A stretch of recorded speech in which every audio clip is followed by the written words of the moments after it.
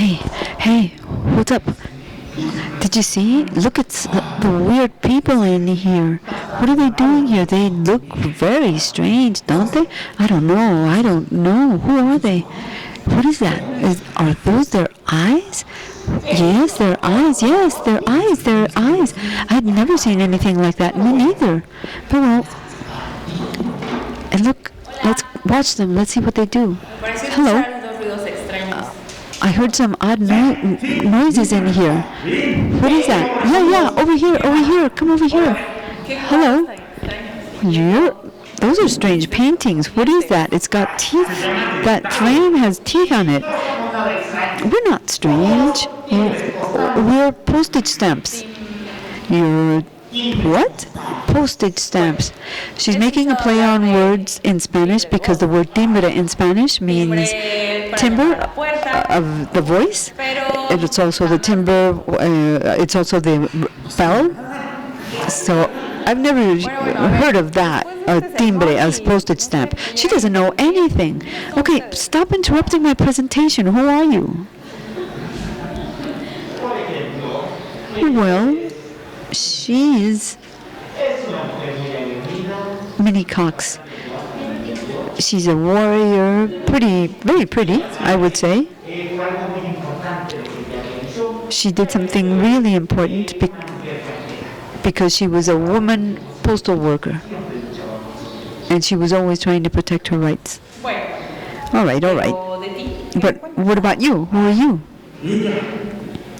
Oh, well, she is an eminence, Marie Curie, and she was given a Nobel Prize, but most importantly, she was the first woman to be a professor at the University of Paris.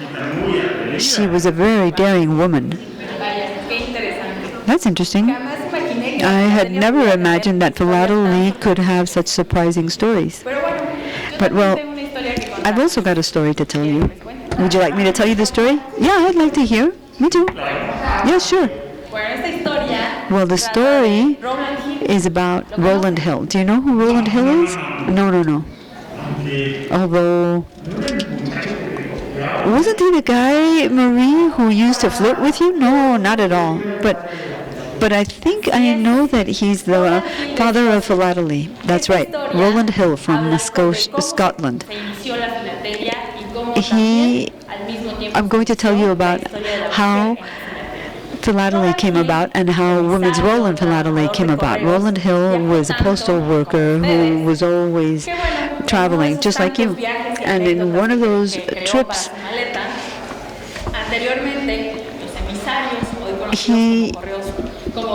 because, by the way, I should tell you that in the past, the people who would provide the post to the communities rode horses.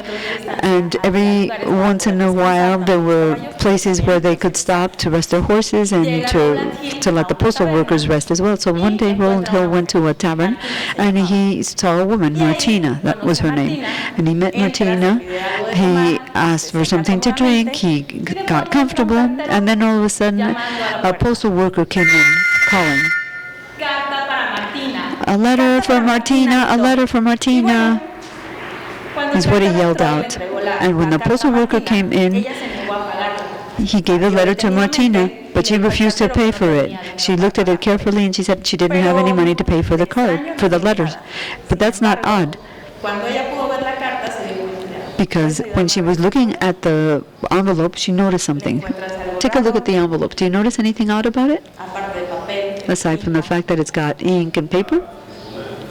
The print is different? Yes. Perhaps the postal worker wouldn't notice it.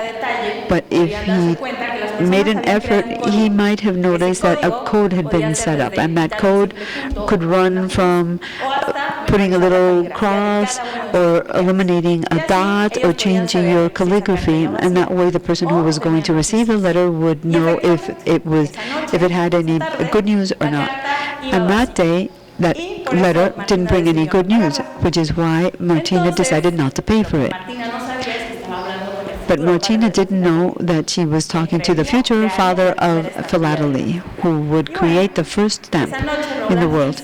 So that night, Roland Hill went to sleep, somewhat concerned about what he had seen, maybe surprised by what he had realized had happened, because perhaps you didn't know, but in the past you would have to pay twice for a letter.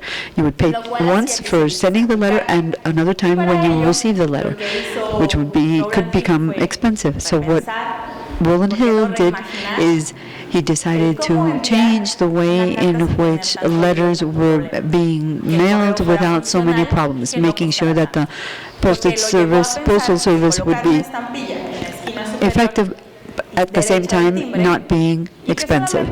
And so he decided to create a stamp that you would put on the right-hand side of the envelope, and in which only the person sending the envelope would pay for.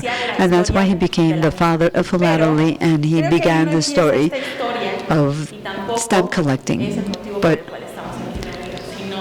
that's not the only reason we're here with you today, because that was also the start of women's role in philately, because the first stamp in the world carried the picture of Queen Victory, but there have been others, such as Marie Curie, Minnie Cox, brave women who dared to take one step more than was expected from them. And now you can find them on the stamps of many countries, and women like them are playing an increasingly important role in this world of stamp collectors, which tends to be male-dominated, but now women are playing an important role, and that's what we wanted to tell you about.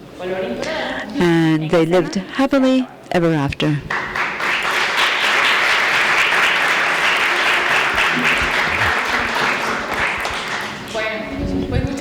Thank you very much. My name is Santiago, and I'm accompanied here by Jesus Gallardo and Itamar Martinez. We're from the Museum of Philately here in Oaxaca. Thank you. And we believe that philately can help us to create new discourses, to take those little paper windows to talk about different subjects. Migration, gender, you can talk about whatever you want through philately. So we used theater to try to make this a little more pleasant for you, to help you to understand what we can do through stamps. Thank you for joining us today. Thank you.